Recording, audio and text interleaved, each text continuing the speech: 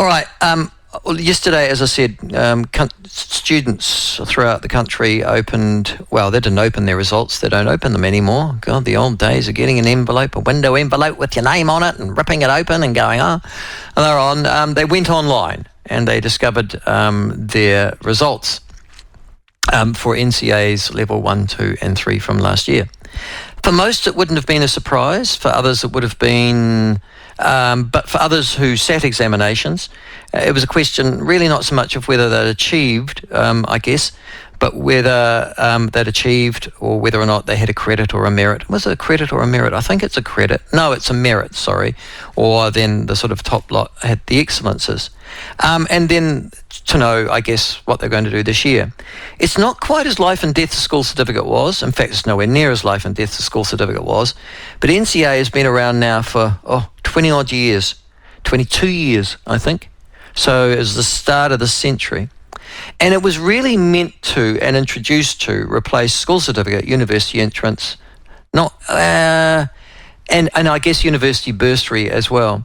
Those sort of end of year examinations at the end of what we used to know as the 5th, 6th and 7th form, because the argument was that it was unfair to have a simple 3-hour exam at the end of the year, and that many people who weren't very good at exam technique were failing, A, and B, that the exams themselves didn't necessarily test how much kids knew or had absorbed of learning for future prospects, whether it be employment or further education.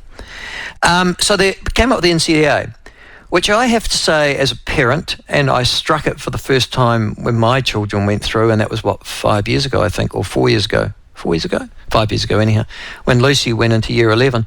And I just went, and I thought I was a relatively intelligent man until I struck NCEA. And then I went, I must be dumb as a post because I don't understand this. The kids understand it pretty well. In fact, they've been gaming the system for probably 21 of the last 22 years. But there is a general view, and now a prevailing view amongst many school teachers and schools, that NCEA is no longer fit for purpose.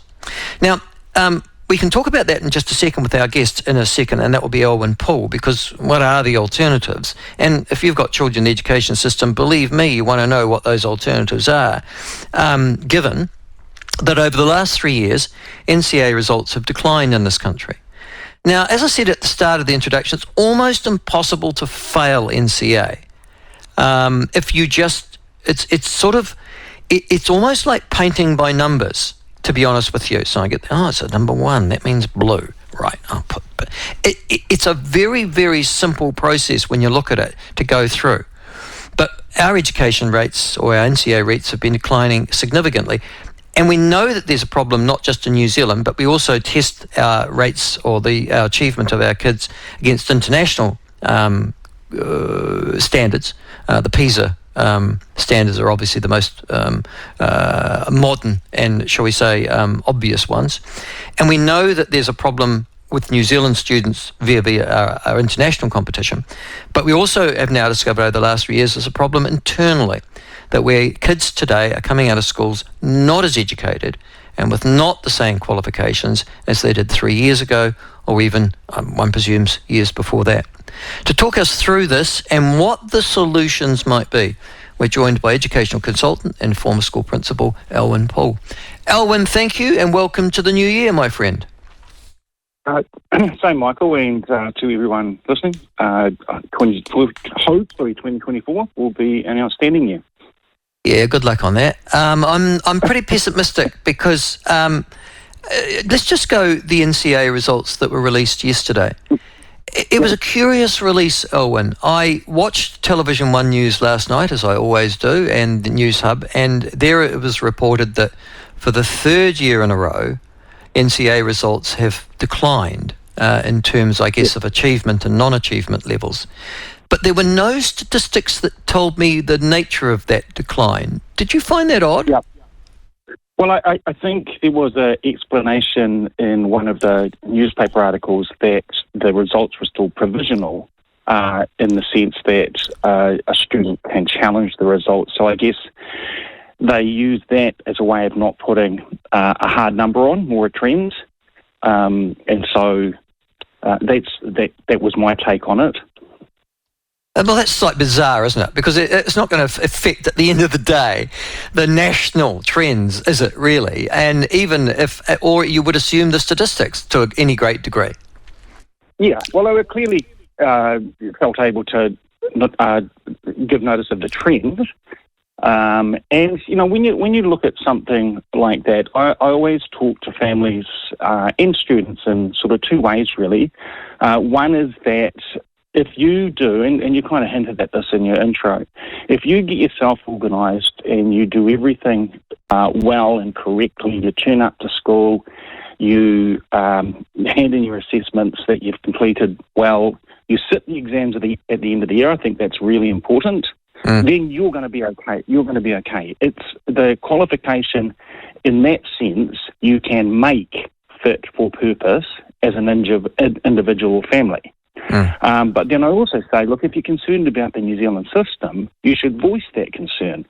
And I think that one of the really important things that's happened in the last 2 to 3 years is that people have become more generally concerned about what's happening in our schools. And it's important. If we're going to have a great future as a country, we need a great education system. They go hand in hand.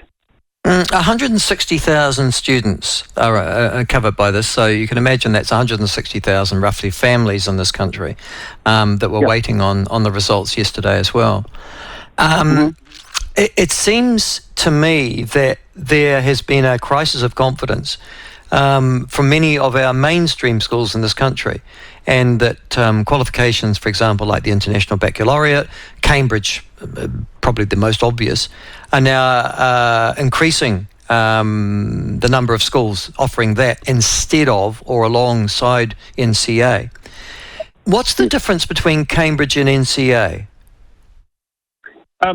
Well, I think one difference is perceived credibility, which should be something that we're concerned about.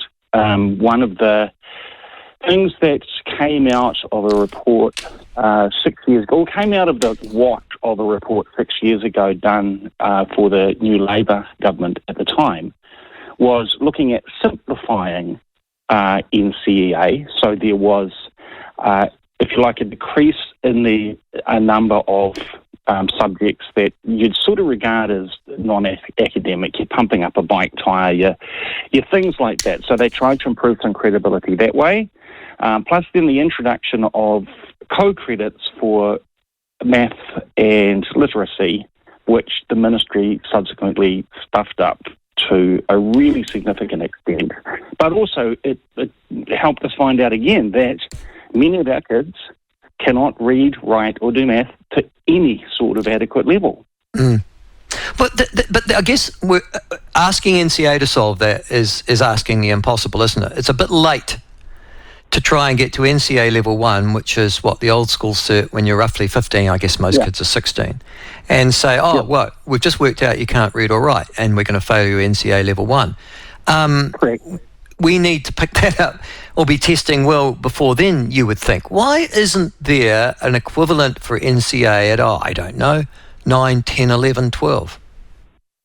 Yeah, so there has been a pretty solid indicator test called EASTL, but unfortunately, it's really lapsed. Now, the ministry are working on it, and I know one of the people who is doing that work, and she is outstanding. I know I don't normally say that about ministry people. And so what's needed, and of course the unions and Labour kicked against that, and Antoly really did stuff up introducing national standards by saying, well, teachers can just have an opinion and we'll call that an overall teacher judgment. Yeah. So these tests for maths, reading and writing should be used, probably twice a year. They're not invasive, but they're really good indicators that, okay, things are going well. Michael's 8 and, his reading's good, his math's good, but we need to do some more work on his writing. Can I just ask the question here? EASTL and PAT tests and things like that are normal testing regimes at primary school. Are they compulsory to be applied to kids? Is it a part of the contract of a teacher that you actually utilise these tests during the year to assess whether or not students are progressing? No, it's not, and I think it should be. Wow. About 4 years ago, a man from Evaluation Associates called Michael Absalom and myself and a University of Auckland academic put together a progressions spreadsheet where you could put a child or a class or a school's set of EASTL stats in, and it would tell you whether a child or whether the group was making more or less than a year's progress for each year with you, based on the EASTL norms. It was a brilliant document. I can't take credit for it. The other two did the work. The ministry turned us down blank and have spent the last 6 years trying to reinvent what we gave them 6 years ago. And so what is needed is not national standards in the form that we previously had, but teachers to all schools, all teachers, to see children sit these tests, to get the indicator. And look, a child can it's very difficult to fluke a great result, but a child can have a bad day and not get such a good result. The test doesn't take long. Have them sit it again next week if you think they're better than that test said they are. But, often kids are really good at disguising stuff and, avoiding assessment and convincing teachers and all that sort of stuff. These tests sort of prevent that. And, I'm hoping and believe that they will be reinvigorated.